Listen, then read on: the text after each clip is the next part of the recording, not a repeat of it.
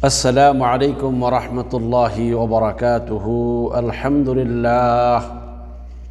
الحمد لله وكفى وسلام على عباده الذين اصطفى.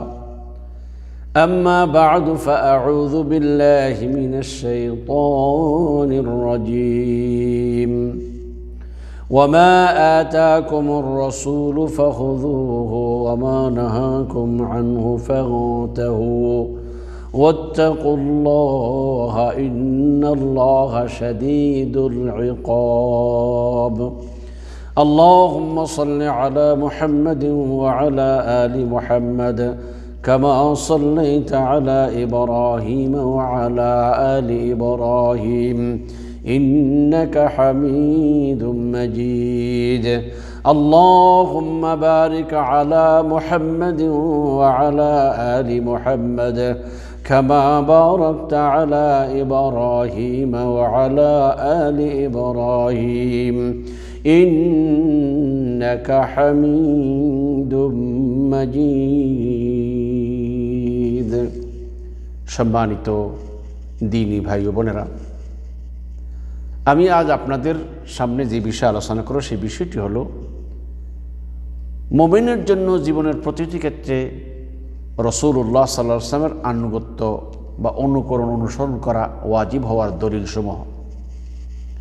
অর্থাৎ প্রত্যেকটি মুমিনের উপরে জরুরি হলো জীবনের প্রতিটি ক্ষেত্রে রাসূলুল্লাহ সাল্লাল্লাহু আলাইহি ওয়াসাল্লামের অনুকরণ অনুসরণ করা। কেননা রাসূলুল্লাহ সাল্লাল্লাহু আলাইহি ওয়াসাল্লামের অনুকরণ অনুসরণের মাধ্যমেই বান্দার ইহকালের শান্তি পরকালের মুক্তি নিহিত রয়েছে। প্রিয় ভাইরা, রাসূল প্রেরণ করার উদ্দেশ্য কী ছিল? মানুষকে সঠিক পথ শিক্ষা দেওয়া। এখন যদি মানুষ রাসূলের আদর্শেই ফলো না করে তাহলে সঠিক পথ সে পাবে কী করে? নবী প্রেরণের উদ্দেশ্যই তো বাস্তবায়ন হবে না। সেই জন্য প্রত্যেক মুমিনের উপর জরুরি হলো জীবনের প্রতিটি ক্ষেত্রে রাসূলুল্লাহ সাল্লাল্লাহু আলাইহি ওয়াসাল্লামের অনুকরণ অনুসরণ করা। আসুন, রাসূলুল্লাহ সাল্লাল্লাহু আলাইহি ওয়াসাল্লামের অনুকরণ অনুসরণ সম্পর্কে আল্লাহ নির্দেশ দিচ্ছেন। সূরা হাশরের 7 নং আয়াতে আল্লাহ বলেছেন, ওয়ামা আতাকুমুর রাসূলু ফাখুযুহু। রাসূল তোমাদের যে যা দেয় তা তোমরা গ্রহণ করো। ওয়ামা নাহাকুম আনহু ফান্তাহু। আর যা থেকে তোমাদেরকে নিষেধ করে তা থেকে তোমরা বিরত হও। ওয়াত্তাকুল্লাহ। আর আল্লাহকে বেশি বেশি করে ভয় করো। ইন্নাল্লাহা শাদীদুল ইকাব। নিশ্চয়ই তিনি কঠোর শাস্তিদাতা। তাইলে এখানে আল্লাহ সুবহানাহু ওয়া তাআলা আমাদের সকলকে নির্দেশ দিয়েছেন রাসূল যা করতে বলেছেন তা করা, রাসূল যা থেকে বিরত থাকতে বলেছেন সেগুলো থেকে বিরত রাখা, সেই কাজগুলোকে বর্জন করা। তাইলে আমি আর আপনি রাসূলের প্রতি ঈমান আনার দাবিও এটা যে রাসূলুল্লাহ সাল্লাল্লাহু আলাইহি ওয়াসাল্লাম যা আমাদেরকে করতে বলেছেন তা করব, আর যেগুলো থেকে আমাদের বিরত থাকতে বলেছে সেই সমস্ত কাজ থেকে সম্পূর্ণ বিরত থাকব। রাসূলুল্লাহ সাল্লাল্লাহু আলাইহি ওয়াসাল্লামের অনুকরণ অনুসরণ ওয়াজিব হওয়ার দ্বিতীয় দলিল হলো আল্লাহ পাক কোরআনে কারীমে বলেছেন, ইয়া আইয়ুহাল্লাযীনা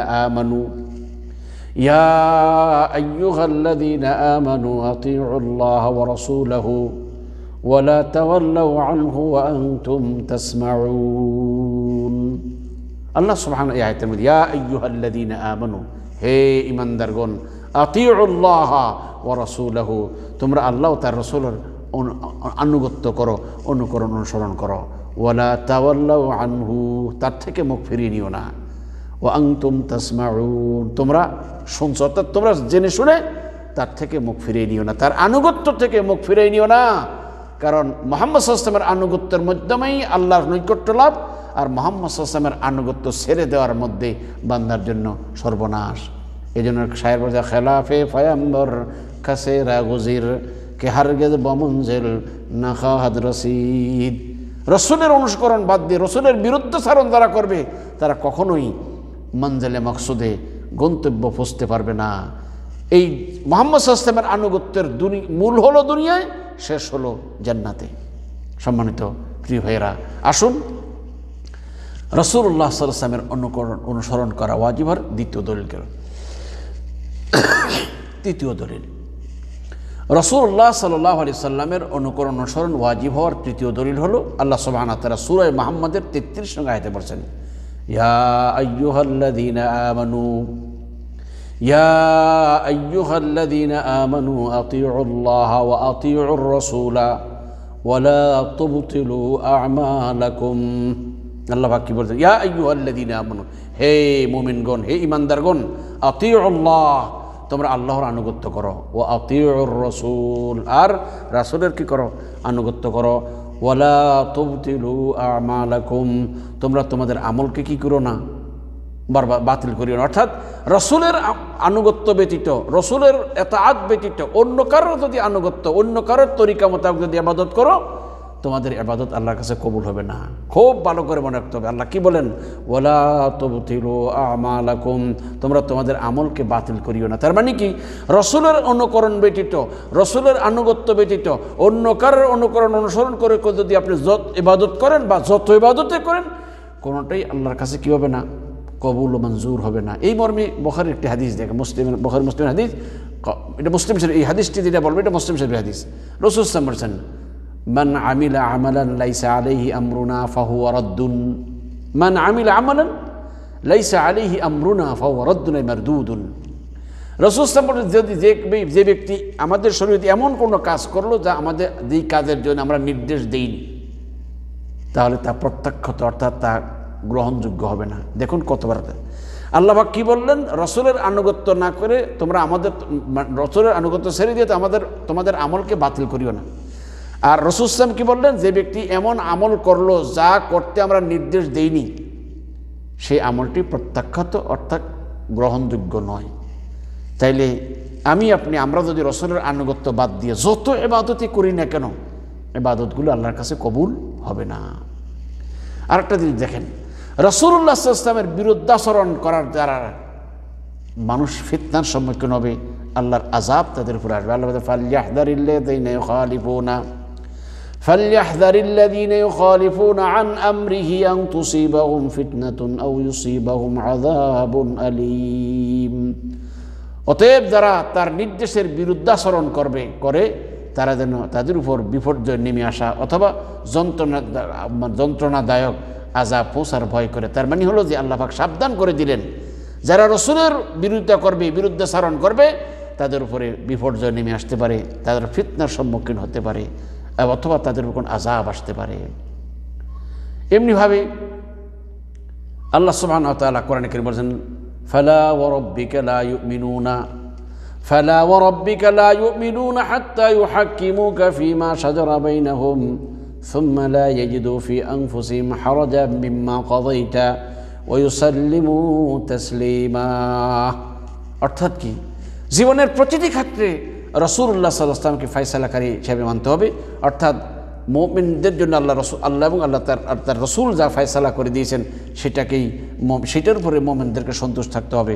আল্লাহ পাক বলছেন, ফালা ওয়া রাব্বিকা, আল্লাহ পাক বলছেন যে আপনার রবের শপথ, আপনার প্রতিপালকের শপথ, ফালা ওয়া রাব্বিকা, আপনার রবের, অর্থাৎ আপনার প্রতিপালকের শপথ।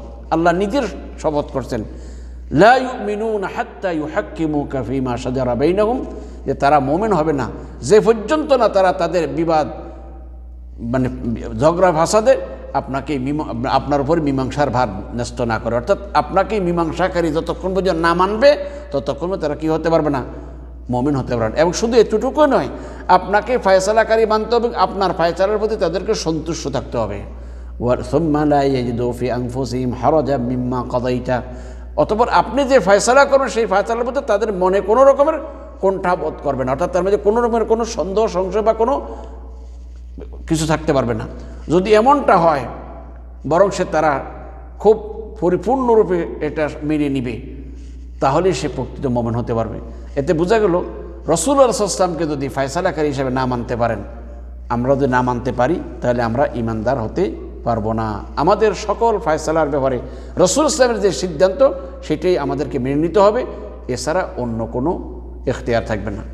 সূরা আহজাবের অপর এক আয়াতে আল্লাহ পাক বলেছেন, মোমেনার জন্য যদি কোনো রাসূল সাহেব কোনো ফয়সালা দেন, সেই ফয়সালার ভিতরে মোমেনের কোনো ইখতিয়ার থাকতে পারে না।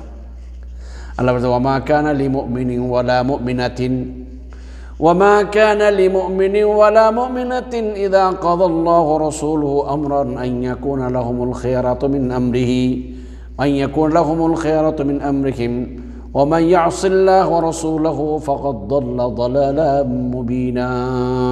আল্লাহ সুবহানাহু ওয়া তাআলা কি সুন্দর, ওয়া মা কানা লিমুমিনি ওয়ালা মুমিনাতিন, কোনো মোমেন এবং মোমেনার জন্য এটা জায়েজ হবে না, ইদা কাদাল্লাহু ওয়া রাসূলুহু আমরান, আল্লাহ ও তার রাসূল যখন কোনো বিষয়ে ফয়সালা করে, আন ইয়াকুন লাহুমুল খিয়ারা, সেখানে তাদের কোনো ইখতিয়ার থাকবে। অর্থাৎ আল্লাহ এবং আল্লাহ রাসূল যখন কোনো বিষয়ের ফয়সালা করেন, সেখানে মোমেনদের জন্য আর কোনো ইখতিয়ার থাকবে না। তাহলে আল্লাহ বলেন, ওয়া মান ইয়াসিল্লাহা ওয়া রাসূলাহু ফাকাদ দাল্লা দালালাম বাঈদা, যারা আল্লাহ এবং তার রাসূলের নাফরমানি করবে তারা সুস্পষ্ট পথভ্রষ্ট হবে। তাহলে এই আয়াতের দ্বারা আমাদেরকে এটা বোঝানো হলো যে জীবনের প্রতিটি ক্ষেত্রে আমাদের জন্য রাসূলুল্লাহ সাল্লাল্লাহু আলাইহি ওয়াসাল্লামের আনুগত্য, অনুকরণ, অনুসরণ করা অবশ্যই জরুরি। আসুন প্রিয় ভাইরা, জীবনের প্রতিটি ক্ষেত্রে রাসূলুল্লাহ সাল্লাল্লাহু আলাইহি ওয়াসাল্লামের অনুকরণ, অনুসরণ মাধ্যমে দুনিয়ার শান্তি, আখিরাতের মুক্তি লাভ করার চেষ্টা করি। আল্লাহ আমাদের সকলকে কবুল করুন, আমিন। ওয়া আখিরু দাওয়ানা আনিল হামদুলিল্লাহি রাব্বিল আলামিন। আসসালামু আলাইকুম ওয়া রাহমাতুল্লাহি ওয়া বারাকাতুহু।